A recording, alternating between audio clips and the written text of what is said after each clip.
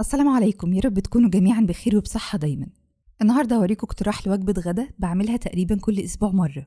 واحدة من تتبيلات الكفتة الممتازة جدا اللي تقدروا تعملوها وتطلع النتيجة معاكم ولا غلطة، متاخدش أي وقت تماما، يدوب في الطاسة كده كام دقيقة، مش محتاجين ليها فرن. بهار مفلفل لونه حلو وفي نفس الوقت طعمه يجنن. كمان هوريكم اقتراح لساندوتش بالكفتة دي لو مش حابين تاكلوها مع رز. اعملوا لي لايك، متنسوش تعملوا شير وتشتركوا في القناة لو حابين يوصلكوا إشعار بأي وصفة جديدة. تعالوا بينا نبدأ على طول. عندي هنا كيلو من اللحم المفروم. أنا بحب دايما أعمل ميكس بين اللحمة الضاني واللحمة العادية. الوصفة دي بتبقى حلوة كلها لو عملتوها بلحمة ضاني، لكن علشان تبقى أخف شوية. وعندي هنا حبة بصل تكون مفرومة ناعم، وهحتاج معاها كمان فصين من التوم المفروم. نزود البصل وعليه التوم المفروم. البصل ما تشيلوش المية بتاعته خالص، افرموه بس ناعم جدا وضيفوه على طول أو حتى مبشور. وعندي هنا ربع كوباية من البقدونس المفروم. البقدونس خلوه فرم ناعم جدا علشان ما تحسوش بيه شوية وانتوا بتاكلوا الكفتة. نيجي بقى الميكس التوابل اللي هنضيفه على الكفتة. عندي هنا معلقة صغيرة من الملح، معلقة تكون مليانة شوية. هحتاج معاها نص معلقة صغيرة من الفلفل الأسود. وعندي هنا كمان على جنب نص معلقة صغيرة من السبع بهارات، ولو مش موجودة ممكن تضيفوا بهارات كفتة بس تكون نوع كويس، أو نقدر نضيف توابل لحمة. المكون المفاجأة شوية في الوصفة دي أو مختلف عن الوصفات اللي احنا بنعملها دايما، وهو الكمون. ما تتفاجئوش، مش هتحسوا بطعمه تماما، لكن بيدي الوصفة دي طعم مش طبيعي. هحتاج منه نص معلقة صغيرة. تقدروا تستغنوا عنه، لكن أنا مش بستغنى عنه تماما، بيظبط لي الوصفة جدا وكل اللي جربها كده حبها قوي. ناخد بقى ميكس التوابل ده ونزوده على اللحمة. وعندي هنا نص كوبايه من البقسماط المطحون. لو انتوا حابينها صحيه اكتر تقدروا تزودوا شوفان مطحون، يعتبر بديل صحي وهيدينا نفس النتيجه شويه. كده انا زودت كل المكونات الجافه. هبدا بقى ان انا اعجنهم كويس قوي مع اللحمه. البقسماط اختفى والتوابل اختفت مع البصل مع الثوم مع البقدونس. نبدا بقى نزود الحاجات اللي بتبقى سايله شويه، او اللي لو ضفناها مع البقسماط او مع التوابل ممكن يعملوا كتل كده او كلاكيع مع بعض ويبقى اختلاطهم باللحمه صعب. عندي هنا معلقة صغيرة من صلصة الطماطم أو معجون طماطم. وزودت معاهم كمان حبة واحدة من البيض. البيض ضروري جدا في الوصفة دي، مش هتحسوا بطعمه تماما وبيديها طعم وقوام حلو جدا. نيجي بقى لأهم خطوة وأكتر نصيحة بحب أقولها لكم في أي وصفة كفتة عموما. عجنوها كويس قوي، يعني 10 دقايق مثلا، أو ممكن تاخدوها على الكبة تدوها خلطة سريعة كده. بالنسبة لي العجان هو أفضل حل. ممكن أخدها على العجان وراكب الاتاتشمنت اللي هو الكف واديها كده دقيقتين في العجان، هتبقى مظبوطة جدا معاكم من أول مرة. لما تاخدوا قطعة كده بين إيديكم وتحاولوا تشدوها من بعضها تعمل معاكم زي خيوط كده، ده معناها إن اللحمة بقت مصمغة، يعني تدخلت مع بعضها كويس قوي، ما بقتش فيها حبيبات كده. الناس اللي بتشتكي دايما إن الكفتة بتفك معاهم أو بتفصل معاهم، بتتكسر معاهم في الطاسة أو في الفرن، فالسبب إنكم معجنتوهاش كويس قوي. الجو برد فأنا مش محتاجة أدخلها التلاجة. لو احنا في الصيف بنعمل الوصفة دي بعد ما نعجنها هندخلها التلاجة نص ساعة، بس طبعا تغطوها الأول. لو الجو برد فالكفتة ما سخنتش معانا قوي، يعني هنقدر نشكلها على طول، فنقدر ان احنا نشتغل بيها من غير ما نستنى. بجيب طبق جنبيه يكون فيه شوية زيت زيتون وببدأ ان انا اشكل الكفتة بالطريقة دي. الزيت مش ضروري، لكن هو بيساعد شوية ان الكفتة ما تلزقش في ايدينا، او يعني تكون سريعة شوية في التشكيل. كمان لو في فتحات كده في مسام الكفتة الزيت بيقفلها معايا على طول. حاجة بسيطة جدا، ما تكتروش قوي. اعملوها باي شكل بتحبوه، اعملوها اصابع، اعملوها كور، اعملوها مبططه كده زي ما انا عملتها بيضاويه. انا ما بحبش سمكها يكون عالي قوي علشان تاخد دقايق بسيطه معايا في الطاسه، يعني ما تطولش معايا في التسويه.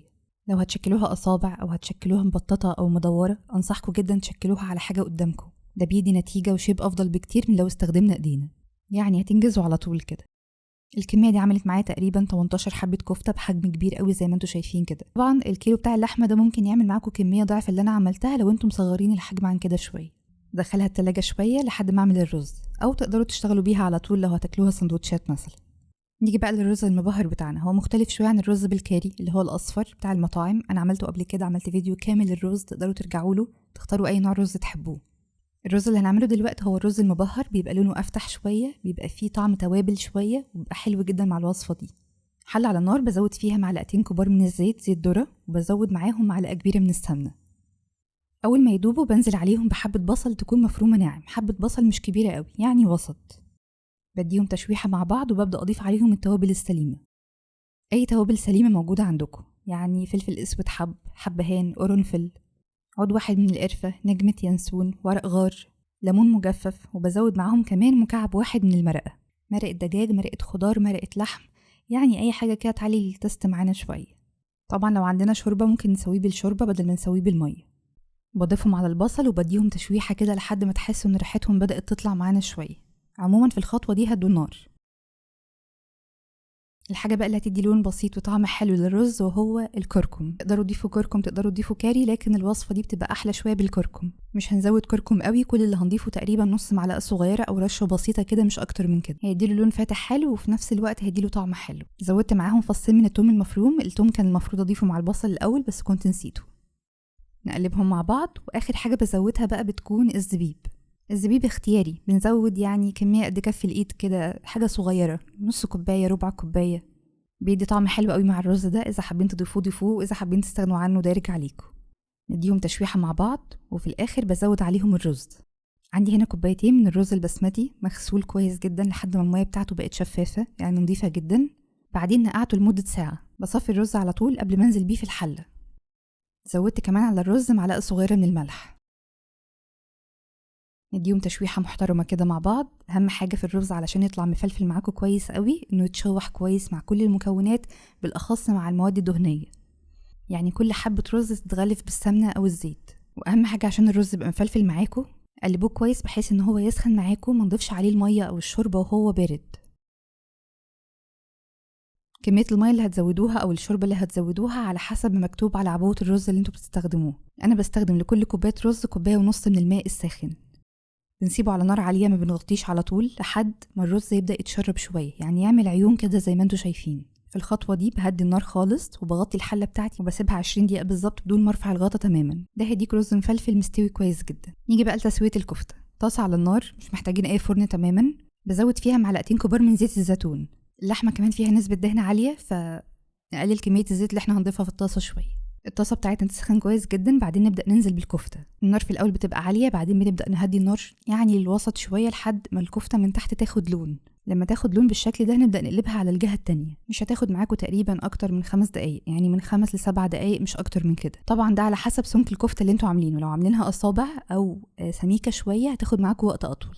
تطلع معاكم جوسي وطريه من جوه وفي نفس الوقت مقرمشه شويه من بره. انا هنا قدمتها مع الرز المفلفل، الرز المبهر اللي احنا عملناه. طبعا لونه ما بيبقاش اصفر قوي. لو حابين الرز الاصفر اللي هو زي بتاع المطاعم عملناه قبل كده. عملنا فيديو رز متكامل في كل انواع الرز، تقدروا ترجعوا ليه، هسيب لكم اللينك بتاعه تحت في صندوق الوصف. الرز ده بيبقى فيه طعم توابل حلو قوي، مبهر كده، ولونه بيبقى خفيف زي ما انتوا شايفين. قدموا معاها كمان شويه سلطه، شويه بصل كده بالسماق مثلا. انا بحب الطبق بتاعي ازود عليه كده شويه سيراتشا، مايونيز او كاتشب، يعني على حسب اي حاجه بتحبوها فيهم. وجبه غدا بسيطه تقريبا كل اسبوع بنعملها في البيت. الولاد بيحبوها جدا. اقتراح تاني، لو مش بتحبوا الكفته مع الرز فممكن تاكلوها سندوتشات، بتبقى رهيبه، يعني احلى سندوتش في الحياه كلها. بجيب العيش وبديله تحميصه كده سريعه على النار مع حته زبده علشان ما يبقاش طري ومميمي كده معانا واحنا بناكل. نزود بقى عليه خس او جرجير، اي حاجه موجوده عندكم تكون خضره. نزود بقى عليهم الكفته بتاعتنا الطريه الحلوه دي، وعليهم من فوق اي صوص نكون بنحبه. انا زودت شويه سيراتشا عليهم. بقى كمان الحاجه اللي بتخليها حلوه جدا وهو البصل بالسماق. ممكن تضيفوا مخلل لو مش حابين البصل. بس كده ونتوج الملك ويبقى الساندوتش بتاعنا جاهز على طول للاكل. من احلى وصفات الكفته اللي هتعتمدوها دايما ومش هتبطلوا تعملوها في البيت. هتحبوا الوصفه وهتعملوها كل اسبوع زي ما بعمل كده بالظبط. جربوها وهستنى رايكم. بالف هنا مقدما.